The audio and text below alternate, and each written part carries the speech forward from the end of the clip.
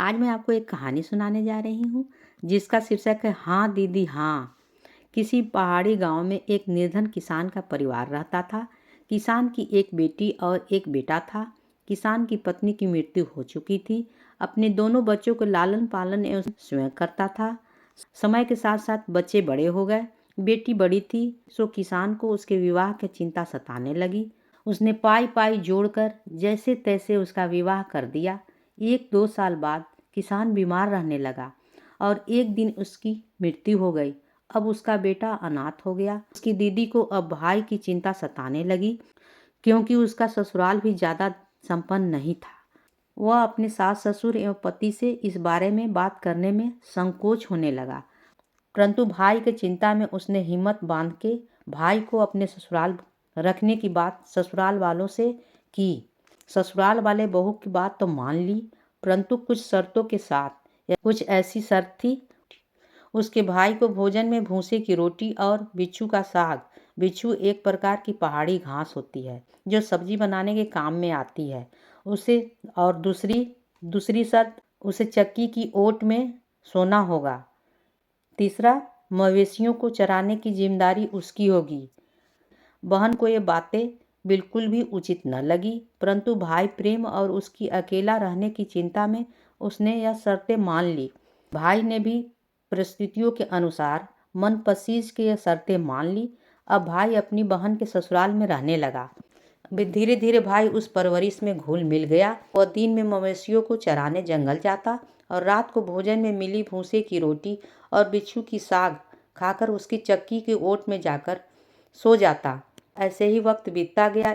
एक दिन मवेशियों को जंगल में चराते चराते उसे एक अनजान व्यक्ति मिला। उस व्यक्ति ने उसे उसके साथ चलने को कहा। पहले तो उसने साथ आने से मना किया, परंतु जब उस अजनबी ने उसे अच्छा काम और अच्छे भविष्य को लोभ दिया तो वह सोचने लगा कि बहन के घर में बोझ बनने से अच्छा है कहीं काम करके धन कमाया जाए। उसके साथ चलने के लिए हामी भर दी। शाम को जब भाई नहीं लौटा तो बहन को चिंता होने लगी। गांव में भी बात फैल गई, उसकी खोजबीन होने लगी। जब नहीं मिला तो सबने उसे मृत घोषित कर दिया। बहन बहुत दुखी रहने लगी। उसे यकीन नहीं हुआ कि उसका भाई मर चुका है।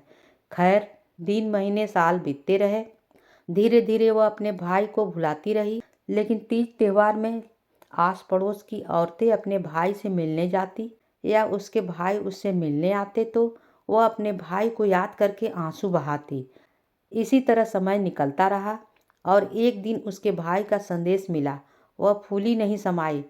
जिसे वह मरा समझ चुकी थी वह जिंदा था। वह भाई से मिलने अपने मायके गई। घर पहुंचकर उसने भाई की संपन्नता देखकर आश्चर्य हुआ।